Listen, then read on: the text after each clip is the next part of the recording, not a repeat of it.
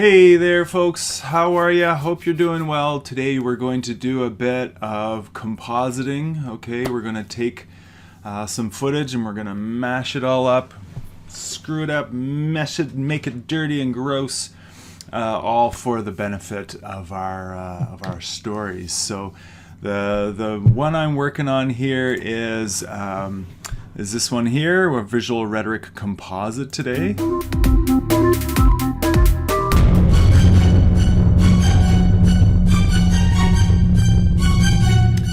So yeah, we have our footage, you know, looks all great off the top, but of course then we are rack focusing to our green screen footage. So we'll look at our Keylight today, and then we'll go and we'll use a luma mat to erase our handshake, and then rack focus back to our elements. As you know, this is our these are all of our elements there, and so let's get to it, shall we? So we are in After Effects, and I brought in my elements. If you double click, you can see it's a similar one to what we just saw, but what I'm actually looking for anytime you're doing visual effects, you want to make sure that you're checking the footage first. Okay, whenever you are going to do any kind of rotoscoping, any kind of keying, we want to make sure that we create the composition out of the footage. You can see here that this is 23976. Okay. This handshake green screen is 25 even, and then the office is 25 even as well. So if I were to simply go and say new composition and create it with 2997 frame rate, there's going to be some masking issues. There's going to be maybe, you know, if we track this, any kind of difference in those 4 frames per second. So never just create a new comp, always go and look and create from footage. All right. So let's set this up. So I'll do new comp from selection there. So we just have our people coming in and doing their awesome green screen or their handshake. Okay. So at this point we will bring in our handshake. So again, new comp from this one will be fine. This is 25 and this is 25, so that's good. We have this working. So you can see here, this is also 4K footage, whereas our office is 1920 by 1080. So we will have to scale this guy down quite considerably. All right, but the good thing is, because it is 4K, we have a lot more information, many more pixels to be able to get a nice key out of this. All right. So with this, I'm basically looking for when it's first going to step on the stage here.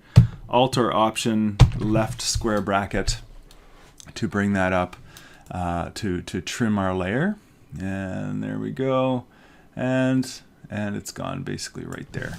So that's just me. I like to make sure that any layer that's on footage is always just trimmed to exactly the time that we need. All right, so quite simply, I'm just going to go right in the middle here, maybe just somewhere where we have more or less no blur. There we go. And I want to go get my Keylight. Now, generally speaking, you'll see, first of all, I haven't saved anything, so that's not good. We want to make sure to save our project, Keylight and luma mat demo. All right, so now we can get going. Okay, so let's do that. Effect, keying, and Keylight. Okay, you can see there are a few different ones here, but really Keylight is is the go-to. Okay, it has been for a very long time, and it's an exceptional software. So let's just dive right in. Keylight. So right off the top, you'll see that nothing has changed because we need to tell it what screen color to choose. So I'm going to go and grab, and this is quite a well done green screen. It's all level. Okay, so that's good. We don't have bright and dark areas. So just click, and I mean, honestly, it's already done a fantastic job. But I want to make sure it's perfect. So instead of final result, let's go to and look at screen matte. Some people prefer status. I like screen matte just because I can very quickly see that there's still a bit of noise here, right? We haven't cleaned it up. And you can start playing with all of these elements here. Screen gain, we can pull that down just a little bit. You know, we don't want to do too much here, but you can see some of the differences that it starts to make in there. We'll come back to that because what you want to go to first is right here, screen matte. Okay, and honestly, all we need to do probably in this case is clip black and clip white, which means we're pulling out more of the pixels that are dirty around that should be keyed out, and then clip white, we're actually packing more of them in. So what we're looking for is a nice solid solid white and solid black. Okay, the problem is you don't want to key this, you don't want to pull this in so much that it'll basically add more and more of the elements, and you'll get the fringing around the sides. So that should be pretty good. I kind of want to get it to a spot where, you know, there's really not much there, but I don't want to do it too much. Okay, and so once I've done that, then I'll come back and go to my final result, and it's looking absolutely perfect, but that's because it's a still frame. If we go over to some of these where there's a bit more blur, you'll start to get you'll start to see the details there, and hopefully After Effects decides to stop thinking. Okay, so there you go. So now you can see that we have this sort of darkened lines or sort of gritty grunginess around the sides there, so that's not good. We want to clean all that up. So you can come in here, screen shrink grow, screen softness. You know, if you pull that in just a bit, you'll start to see, or a lot. What I like to do with effects is always do it like crazy just to see what it's actually doing. So yeah, if I pull that into -50, you can see we're eating right in, removing the hands basically. So that's not good. We don't want to do that. So if I go back to 0, you can see where that was. So if I'm looking here, go to screen shrink and just go like just a bit. Just want to pull that back. What I like to do is click it once and then use the down arrow. And then you can see in real time what it's actually doing, eating into there. Again, we don't want to do it too much. We don't want to remove our content, right? Okay, so yeah, this is the kind of thing I want to look at next. Then you can see screen softness, if we want to pull that out and sort of see how that works. Replace method. You could just go through here and you can see the source in this case isn't going to work. Could do hard color, but then it's a bit too bright, and soft color. And if we go to none, yeah, then we're getting this sort of halo effect, so we don't want to do that. We'll leave it at soft. And then we want to go to our edge color correction. Okay, just to make sure we can clean that up as much as possible. Let's go see in there again. Pull it in just to see, and that's not doing too much. Edge color correction, outside mask, source, edge color suppression. And if we look, yeah, so we can start to see here, there's still this little bit of halo. So what I'd like to do is actually go and add a matte choker. So we go to Effect and Matte, and just the regular matte choker. You can see, boom, that just eats away all of those edges. However, what it does is it can eat away too much of our content. So we're trying to find a balance here. So I'm going to go into this softness, bring that down a bit, come back to normal. Maybe bring up our softness. Yeah. So this is where now we're starting to get a nice sort of result, right? The best of both worlds is what we're going for. And you know, this one's pretty good, even though it's like we have this, yeah, you can see I'm not totally happy with when it's blurring like that.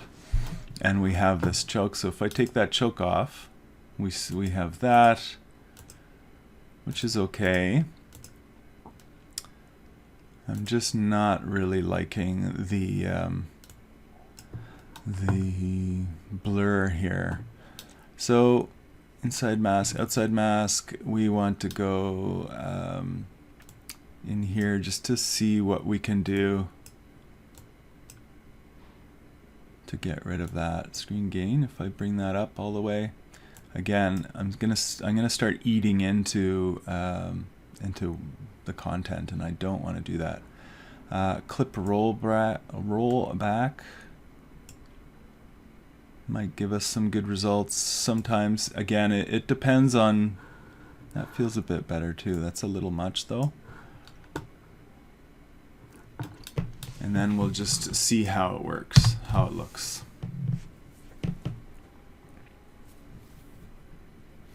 Obviously, the color of their suits is maybe a bit of a giveaway in this case, that it's not the correct, not the same footage, but that's not the point, people. All right, keep going. You can see I have to move the actual footage over slightly just to get it back in there, get it back to the right spot. But overall, yeah, that's feeling pretty good. I think we can stick with that. All right. Yeah, that feels good. And we should be able to continue on. All right, and yeah, you can see I need to move that over just slightly.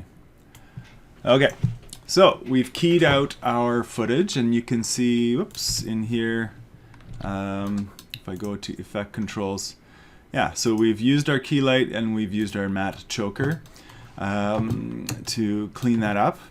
What I might do if I was working on a bigger project here, I might actually go and pre-render this. And what that'll do is send it to the, if I do it right now, it'll send it to the render queue, which is sitting there. And it'll create, in this case, I have a PC, so it's going to create an AVI. And it will basically, I'm basically rendering it off with alpha channel, okay? And I actually forgot to, so I'll stop this, I forgot to turn off the background elements there. So yeah, if I was working on a bigger production, I would do that. However, we'll be fine with this. All right, so I've got it keyed, and I'm happy with that. So, you know, in this case, if I wanted to do that kind of rack focus idea, really very simple effect, blur, and in this case, we'll just do a Gaussian blur. Might actually be fun to try a camera lens blur, even though it's a bit more intensive. And you can see it defaults to 5, so we definitely want that to be at 0 for the start. And then as this comes in, we're going to rack focus to our hands, okay? And we always easy ease our footage. So there you go, we've got our rack focus until this point, and then same thing, copy paste, and right click keyframe assistant, time reverse keyframes. And then we go back to our office, all right? So I'll leave that off for now while we're working, because now I want to take this footage here, this ink that Mitch Martinez has provided us, beautiful, beautiful little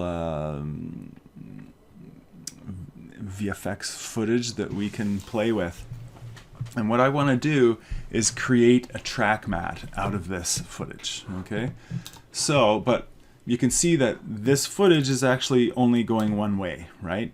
But if I want it to blend out both ways, I'm going to have to do a little workaround here. So I'm going to bring in my footage. Okay, and I want to hit R for rotate, and I will bring you to 90 degrees. And in this case, I need to actually make this quite a bit bigger.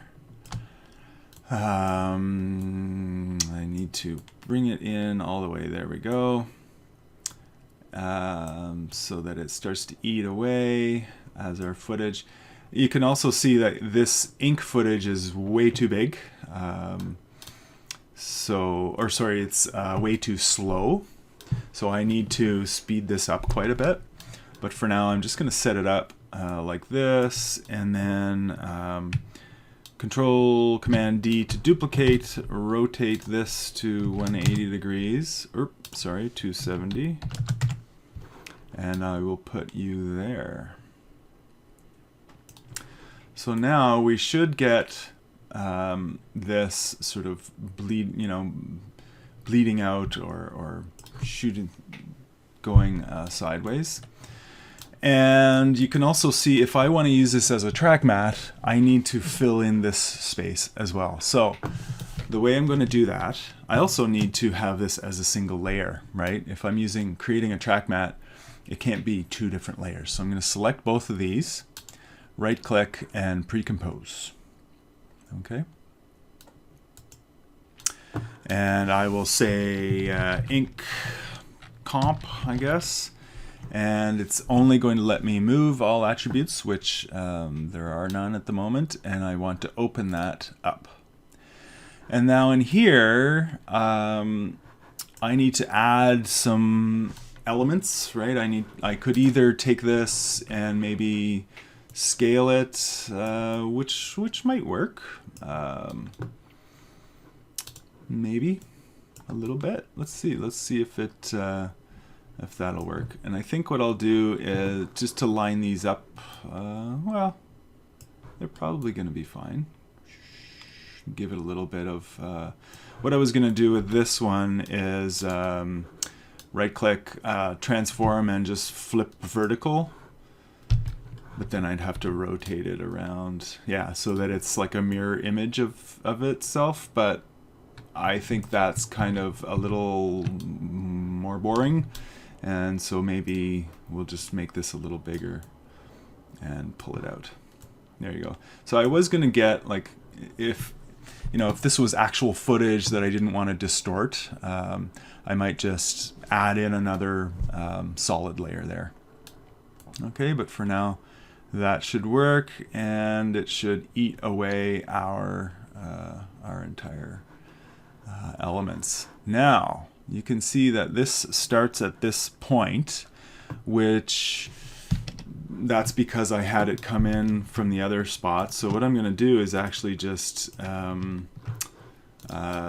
move these to the beginning, and now go back to my main comp here, and then move this up. So they're coming in, they're shaking their hands, they do it, shake once or twice kind of thing. And now I want this to just get eaten away at this point. So first of all, let's make it a track mat, okay, so that we can see it. So I'm going to go down to my toggle switches modes and go to the track mat options. So right here you can see, generally speaking, we'll do an alpha channel or an alpha mat, but in this case we want a luma mat, which means it's only going to show up in the bright pixels. So you can see already this is starting to get eaten away. Okay. Maybe bring this in a little closer. But you'll also notice that now, because I have this starting here, we can't see it because we don't have that this comp is not there yet. So really very simply, we right click, we go to time, and we go enable time remapping. All right, and as soon as you do that, you'll see that you're able to pull this back. Even though this is just going to be a still footage, it doesn't matter. It's perfect for us. Okay. Now this is where we can choose how I need to speed this comp up, right? It's going way too slow for the time here. So because I've used time remapping, I could actually go like to maybe somewhere over here and grab a keyframe, and then just come back here just to see where we are at, and yeah, just pull this guy all the way so it's close. And if we look, I'll just go down to half res so we don't have to wait all day.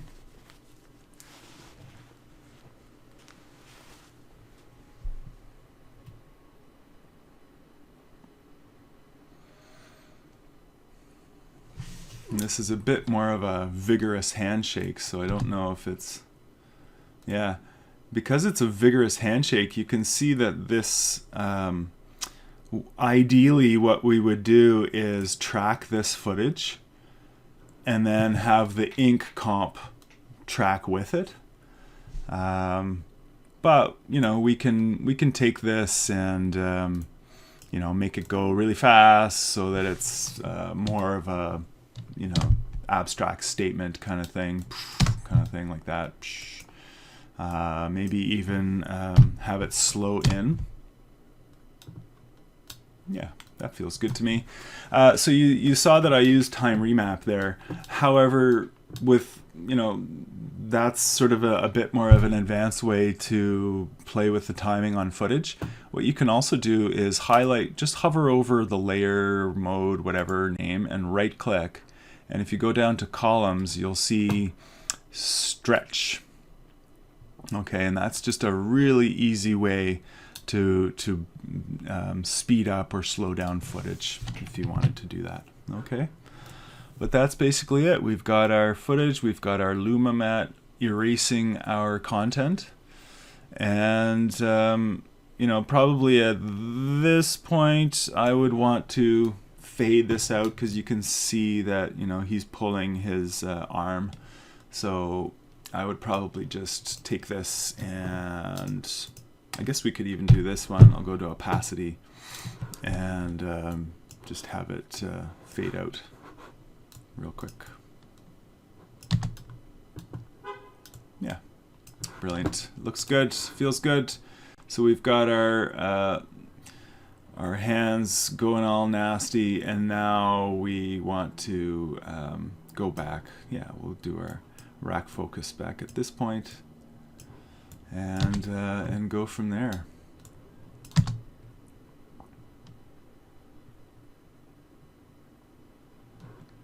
So that's it.